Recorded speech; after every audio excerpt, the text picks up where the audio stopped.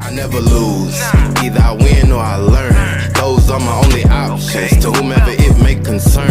About to be a hot topic, play with fire, you get burned. Ain't nobody give me nothing, whatever I got, better I earn. I never lose, but I learn. I either win or I learn. Those are my only options, to whomever. We learned the hard way. We fucked up. We're not perfect, but the lessons we learn in life, they make us who we are, and here we are, starting fresh. And we're really excited to share our journey going forward with all of you so that we can hold each other accountable through the weight loss journey. Our journey started back in March of 2020. Actually, if you've listened to our podcast, it actually started well before then. We've been, on this weight loss journey pretty much our entire life. But this particular journey, or part of our journey, started in March of 2020, where together we lost over 150 pounds. But then life hit big time in 2021. Injuries, depression, deciding to sell our home because we needed new space, downsizing with 5 people and 2 dogs and a 2-bedroom house, and all this stuff started to add up where our whole regimen and routine got out of whack, where we were eating trash. Yeah, and so it really affected our mental state, our physical state. Those of you who have been following along on this journey, I know you can see a difference when you look at us, when you see this on YouTube. And that's why we've started this, our journey. That's what we're calling this, our journey, because it's not just us, it's all of us together. And so we have a whole new page on veganstrongandfit.com called Our Journey, where we're going to be talking about every week something that has led us to success or maybe failure that we've learned from within the week to overcome and help us to continue on this. How we're going to do this the right way this time to make sure that we're able to support you, you're able to support us, and be sure to go on and follow us every week at veganstrongandfit.com/journey. We're in this together. Hey everybody, welcome back to the Strong AF podcast. I'm Ashley. And I'm Yuri. And one of our favorite things to talk about on here, obviously, is amazing vegan food. And we're so grateful to have on Cassie Benjamin and Stacey Propst, who is a vegan family business owned by a mother-daughter team. And they're amazing at making vegan food taste so good that even non-vegans love their food. And that is big props to them. And working together as a family is what keeps them strong. So welcome. Thank you both for coming on. We're so excited to talk to you tonight. Thank you for having us. So tell us about how you became vegan. What was your journey like? You want me to start? The journey started really for me and my husband. And that was 4 years ago. My husband's health was not bad, but not great. He had a problem with blood pressure and cholesterol that we did everything the doctors ever told us to do. And even on medication, his blood pressure was never controlled. Mm-hmm. And I spent a better part of a year researching anything and everything that I could. I knew there had to be a better way than medication. Mm-hmm.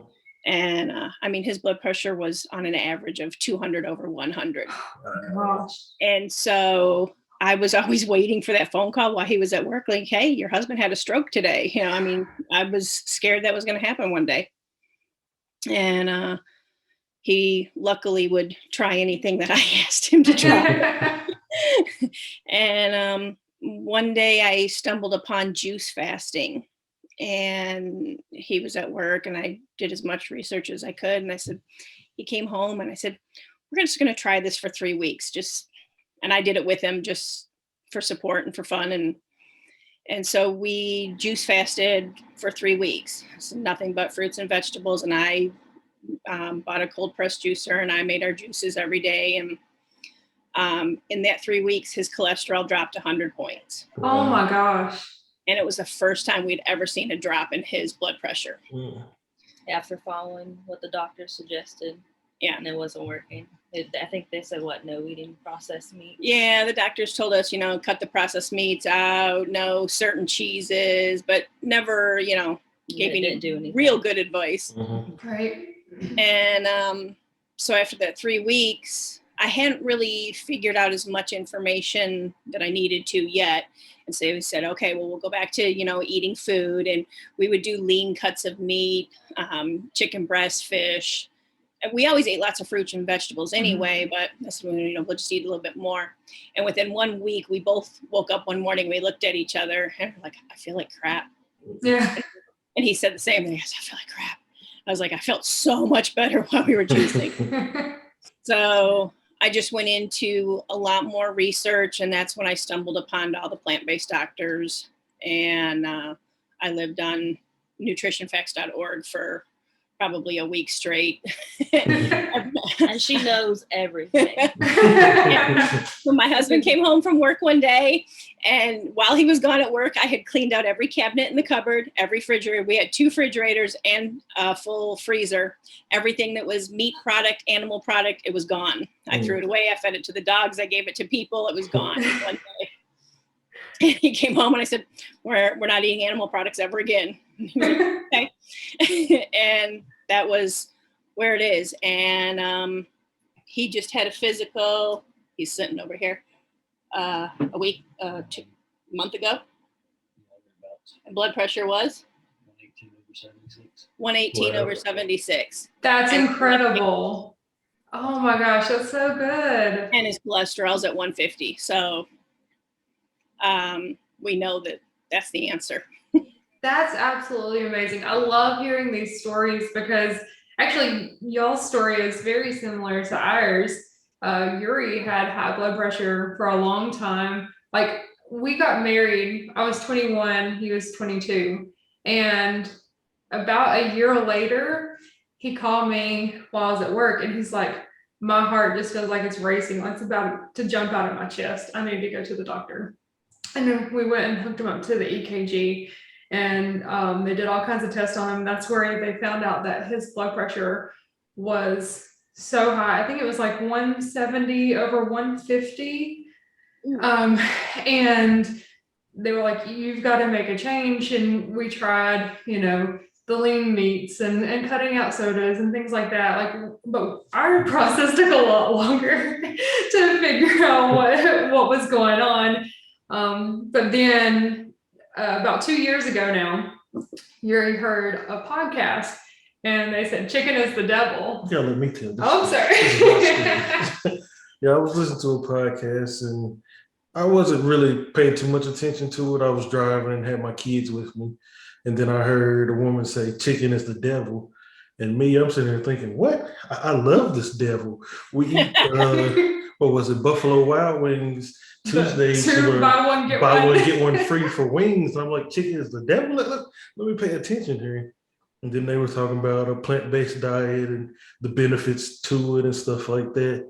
Then I believe I called you or texted you. I was like, hey, we need to go vegan or try it at least. And then what do we do? Well, we didn't even plan to go vegan. We planned to be pescatarian. So we were going to cut out the meat and keep the fish and the eggs and the cheese and all that stuff. That was the initial goal. So we didn't do the healthy way and give the meat away like you did. We ate everything first.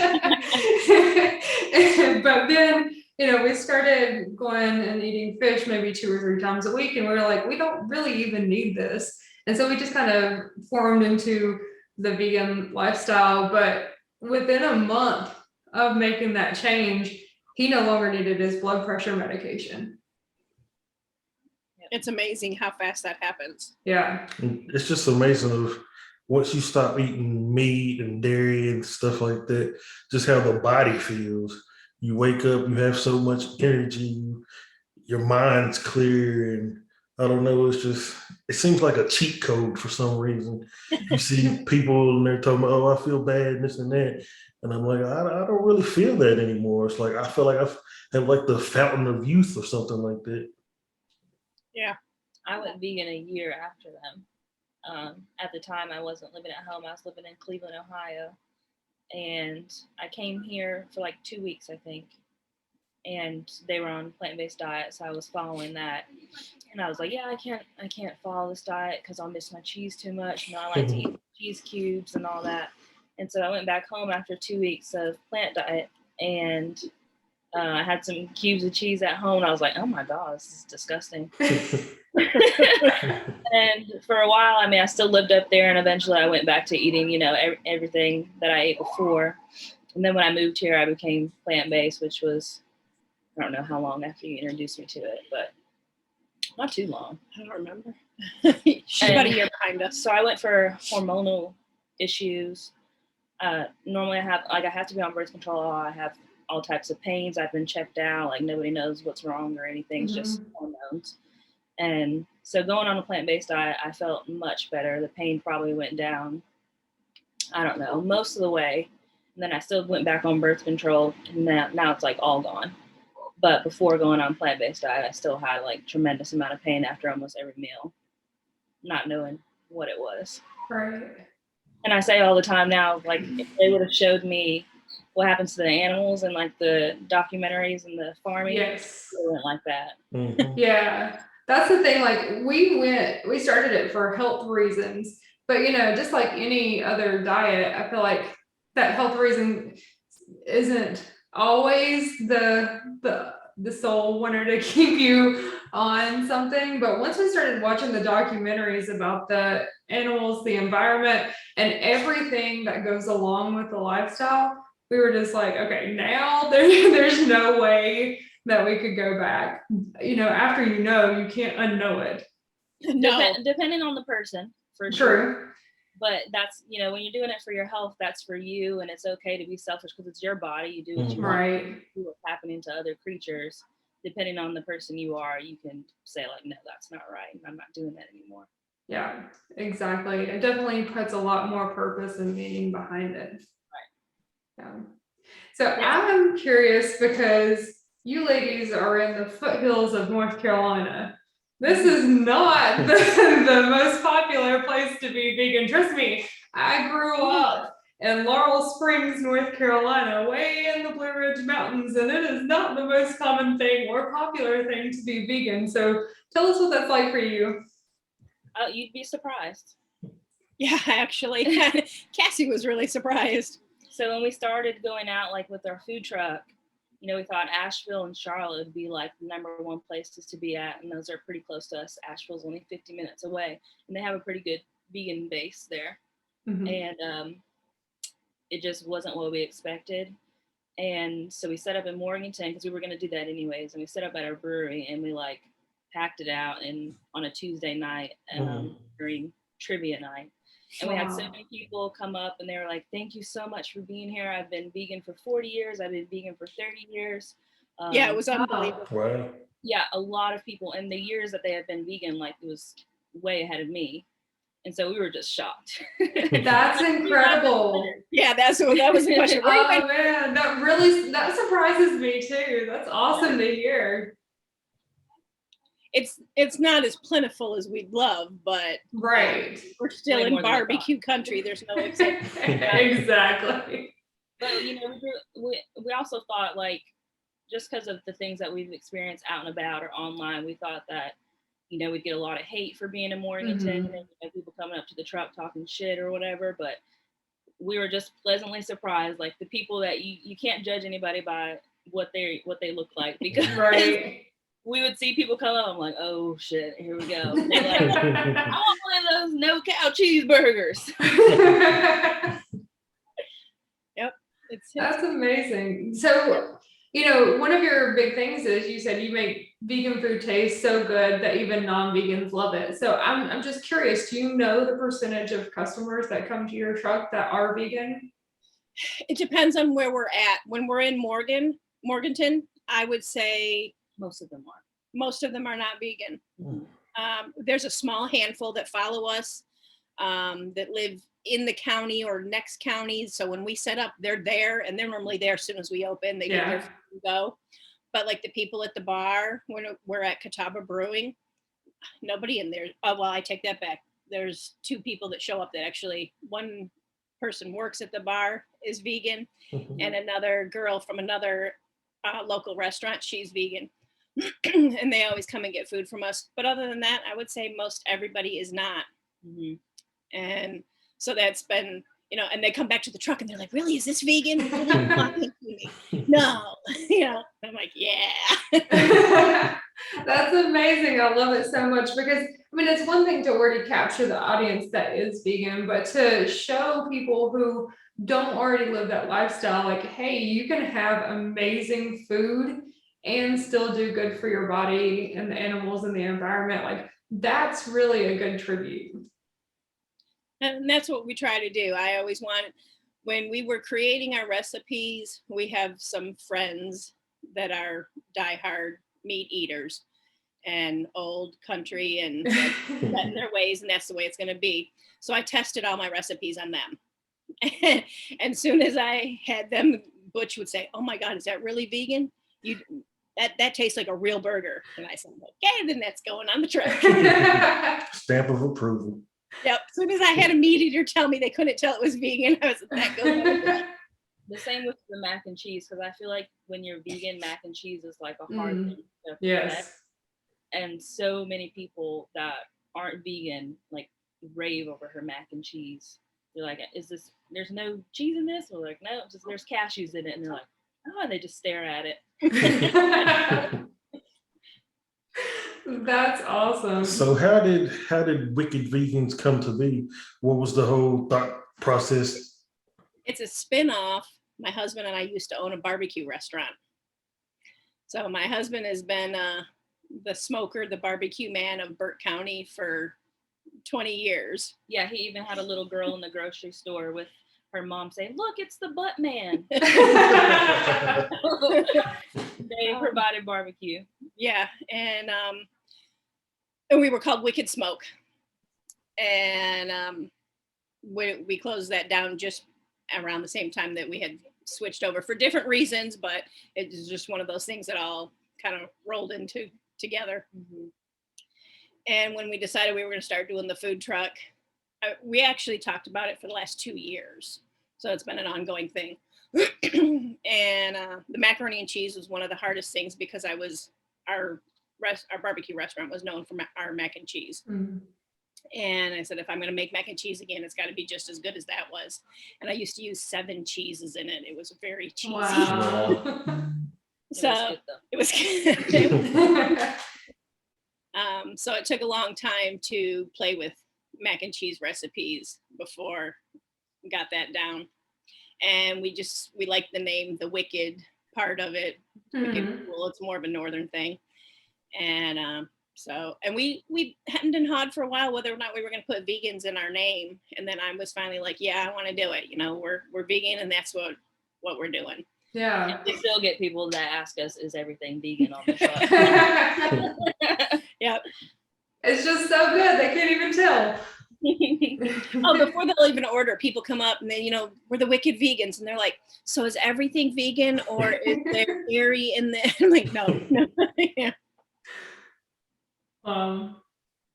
It's so cool to be able to share that with everybody. We actually had Thanksgiving with our family, not this year, but the year before. We hosted and did a full vegan Thanksgiving, and we kind of got those same reactions with everything. Like, are you sure that's really vegan? Are you sure? Because that's really good.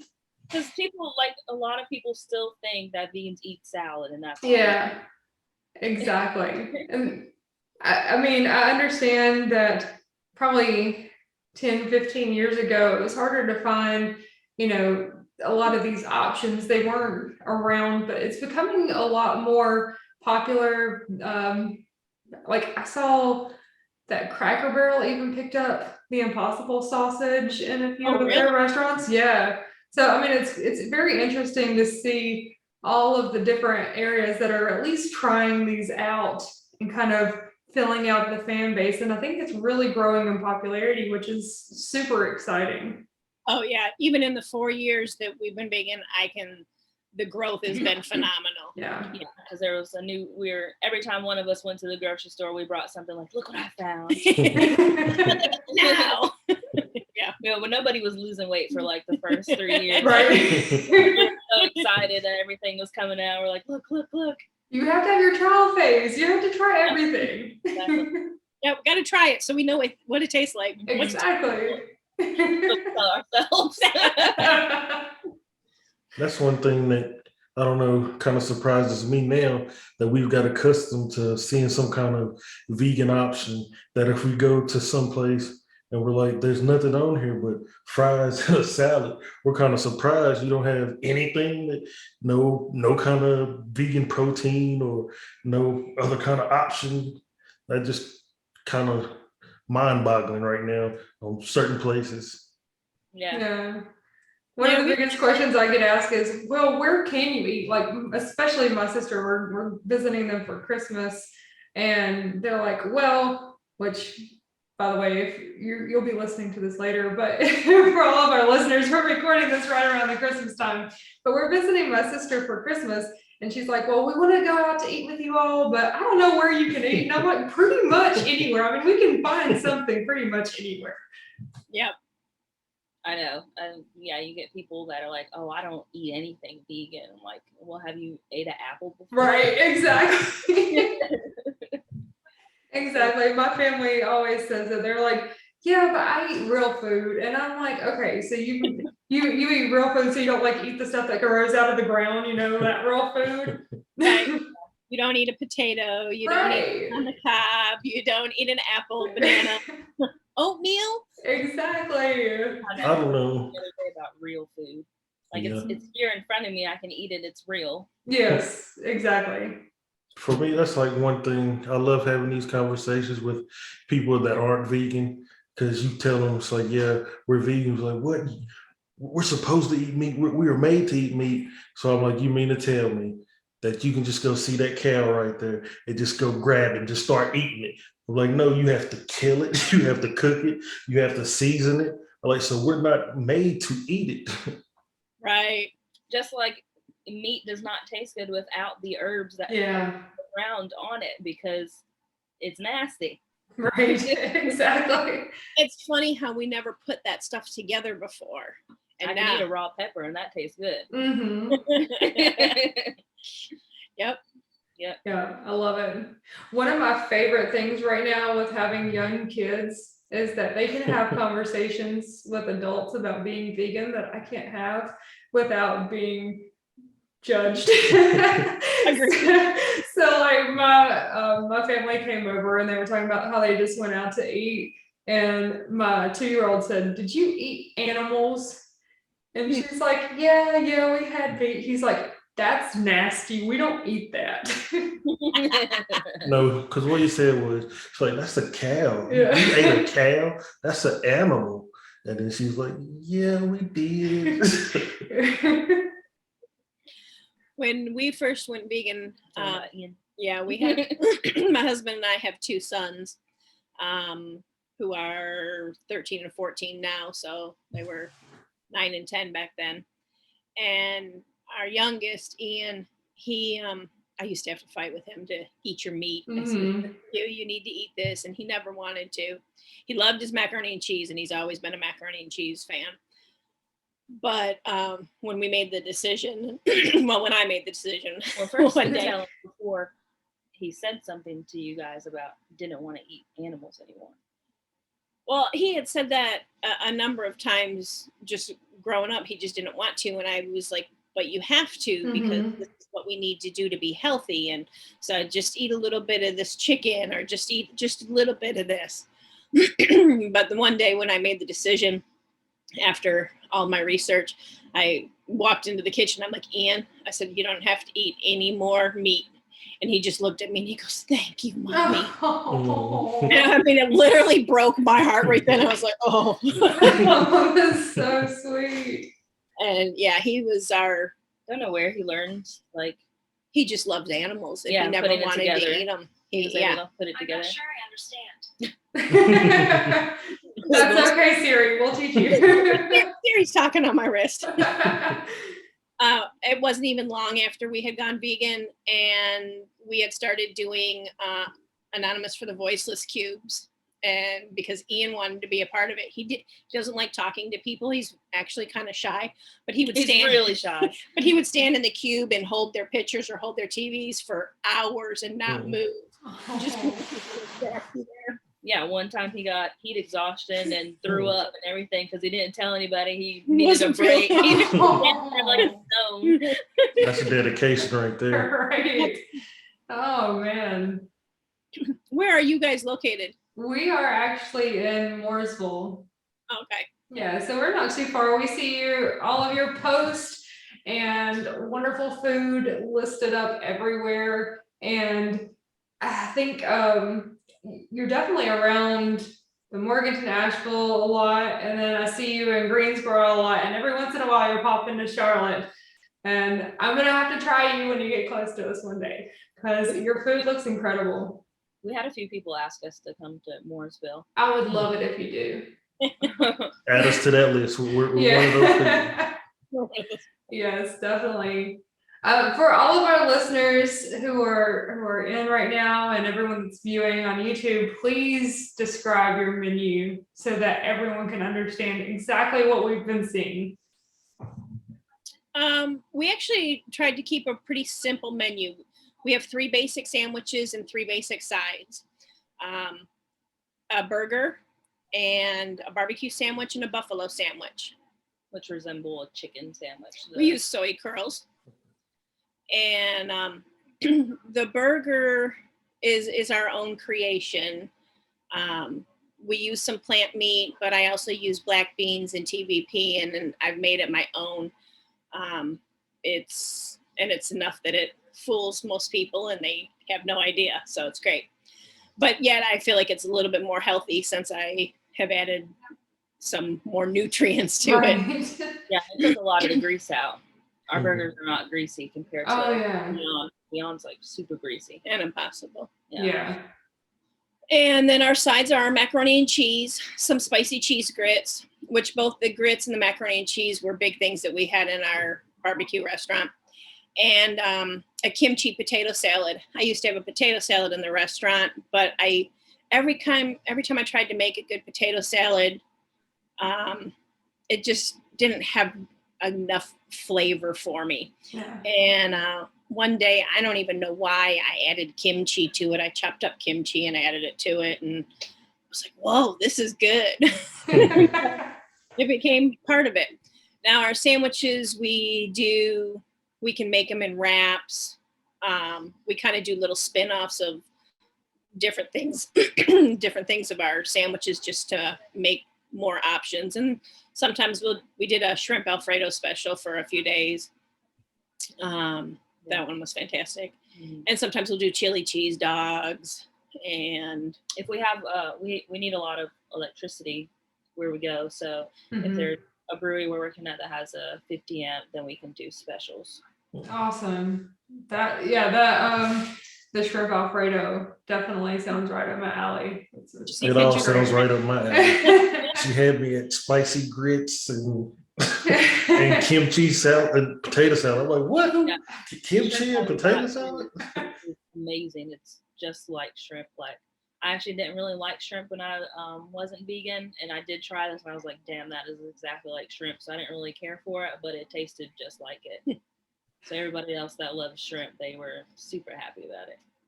The texture was spot on. Yeah. Oh, that sounds amazing. So tell us, I think that you've got some events coming up around the time that we're airing this. So let our listeners know exactly where they can find you and all of this delicious food. Well, if it's airing through the entire month of January, every Saturday, we're going to be at Green Man Brewery in Asheville. When this is going to air, February 13th, we'll be in Durham for a Valentine's pop-up. Veg Expos, who does a lot of the Veg Fest. Yeah. They're organizing that. And we go to Plant Cakes in Wake Forest once a month. And we go to Next Level Brewery in Knoxville, Tennessee once a month. Those are our best locations. Those are our best locations. They're 3 hours in either direction for us, but the I don't know if I want to call it a fan base, but we open the window and we're like, whoo! There's 20, 30 people in line waiting for food at either one of those places. And we're like never really prepared for it. I don't know why. It's just a sudden shock every time you walk out in the freezing cold weather. Like you know it's coming, but you still get shocked. Last time we went to Knoxville, I think we knew it was coming even more because we got there over an hour early, and we do that so we can be prepping and everything. And there was already people in their cars waiting in the parking lot. We're like, oh shit. Oh. And I hadn't looked outside since. And then when it was time for us to open and they're popping up in the windows, there was, I don't know, 20, 30 people in line. I was like, whoa. Oh man. Y'all are like a Black Friday event. You're gonna have people camping out every night. I don't know how some trucks do it on the regular. It gives me anxiety because I have time problems. I have to be like early to everything. Yeah. And I have to like get the food out on time. I have to get it out like in so many minutes. And that's so when the wait time's 15, 20 minutes, I'm like stressing out. And when we did the shrimp Alfredo, which is what we did in Knoxville, and I think that's why so many people came. Mm-hmm. I'm like, it takes just a little bit longer. And we tell people that, and everybody was very accommodating and no problem understanding. But she was like, yeah, we gotta get out, gotta go. Yeah, that's a funny thing. When y'all mentioned Knoxville, it just popped in my mind. A friend and guest we had on the show, what was this, maybe season 1, he goes by the name Finding Jay Reese. We seen on Instagram, he had tried your food when you were in Knoxville, and I seen him post it. He may have shared a story or a post, and I seen it. I was like, oh my goodness, I don't like Jay right now. That looks good, and I could be eating that, but they're in Tennessee. I know exactly what you're talking about. It's very sweet. Oh yeah. It happened for us. It was one of those kind of dumb luck things. We had done the Asheville Veg Fest at the beginning of October, and it was phenomenal. And the next weekend we were doing one in Nashville with the same group of people. So we prepped for it the same way, and it wasn't even half as busy as Asheville was. And we spent the night before and after in Nashville, and we get back to our hotel room, and I was about in tears going to sleep that night. I'm like, God, because I had so much food, and it was all going to be wasted, and I was, what are we going to do? And there's got to be something we could do. And we were messaging some breweries and bars in Nashville at night saying, could we pop up there tomorrow on Sunday and try and sell some more food? And we got no response, or everybody already had something. And so we're looking at the map, and I'm like, well, Knoxville's on the way home. And so we just it was 10 o'clock at night, messaged a few bars in Knoxville. And within 10 minutes, one messaged us back on Instagram, and he's like, we've got a 50 amp and you're welcome to pop up there and plug on in. We're like, sweet. And so everybody go to bed. I was like, okay, everybody get some sleep. We're going in the morning. And in that little bit of time, we were going to bed at 11 o'clock that night, and put the post out in some of the Knoxville vegan groups, which everybody told us then there's a big Knoxville vegan crowd, but they have no vegan options, no vegan restaurants, nothing in Knoxville. Not a single one. So they're hurting for the vegan choices. So just in that, by the time we went to sleep, got up the next day and got there at lunchtime, we already had people coming, and we sold more there than we did at the Veg Fest. Wow, that's incredible. And so we were like, okay, well, that was good. By the time we got home, we had people messaging us, come back to Knoxville. And the bar owner was messaging, you guys can come back anytime you want. See us Sunday. And we're like, okay. So now we just go back once a month, and it's beneficial for us and the Oh, that's awesome. Vegan options there. We feel terrible because they don't have any vegan restaurants there. We were just talking about today, like how fortunate we are to be in the Charlotte area, because there are so many options around here. And it's kind of crazy to think, I can understand why it would be so difficult to be vegan in other areas because it would be hard to find options unless you're cooking at home all the time. So I feel like we are really blessed to be in this area. Yeah, when we first went vegan, we kind of gave up restaurants for a while, except for Taco Bell. I think Taco Bell was one of the only things we did for a 'cause while. Burger King didn't have their Impossible. Yeah. And and Subway, we'll get a completely veggie sub, and which my one son, who was so happy to give up animal products, he loves that veggie sub. He just he gets a 12-inch, he gets a foot long, full of lettuce and spinach and a few other things in the sweet onion dressing, and he eats that thing in 2 minutes. I don't know how he does that. But The yeah, funny thing is, you just described everything we had for like, what was it, this week and last week? We had the veggie sub from Subway. We had Taco Bell for, what was that, for lunch today? So we're like, we agree. No, I probably go to Taco Bell more often if I didn't have to like recircle every time, because the one here almost every Taco Bell, they always put, I say no meat, fresh to it, no sour cream, and it comes out with sour cream or meat. Yeah. God dang it. Yeah, exactly. No, I don't need to eat that as much. I think one of my favorite quick meals has become from the Sheetz drive-through. I get the sourdough toast with all the veggies loaded on it, and that thing is amazing. They got a burger now, don't they? I haven't seen it at our local one, at least. They probably do in other areas. we were traveling one time, and I got something from Sheetz for the kids. It was a veggie wrap. Yeah. Something they had, but it wasn't bad either. It was pretty good. Yeah, we don't have sheep here though. Yeah, it totally baffles me like how even at a gas station like that you can find some good options.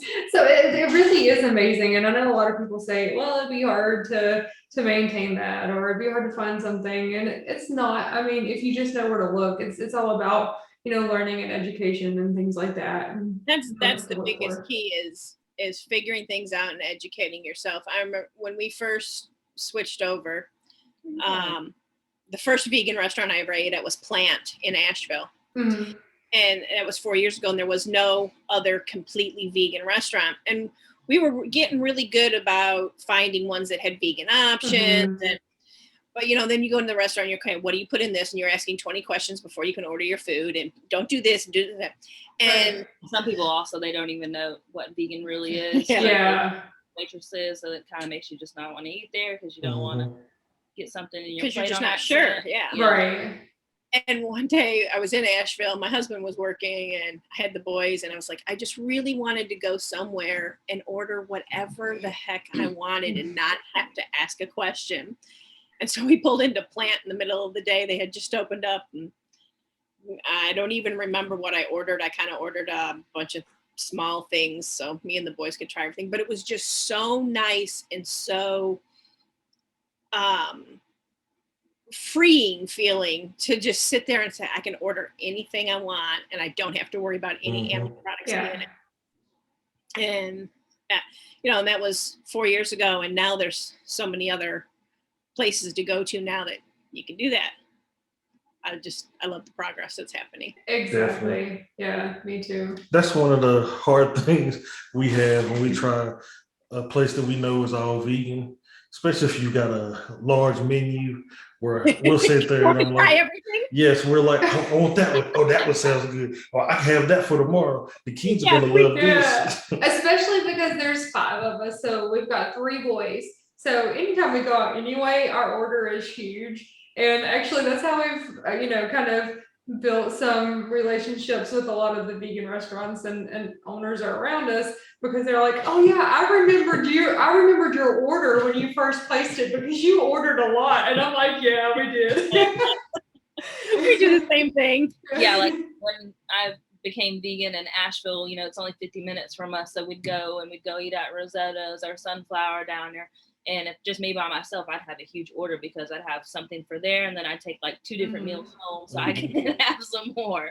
And then when there's all 5 of us and we go out, like we went to Oh My Soul in Charlotte for Yes. my son's birthdays. And it's like, everybody gets something different so we can all taste each other's and all share. And let's get this appetizer. And this we go back to the table and we've got $150 worth of food. Exactly. It sounds just like us.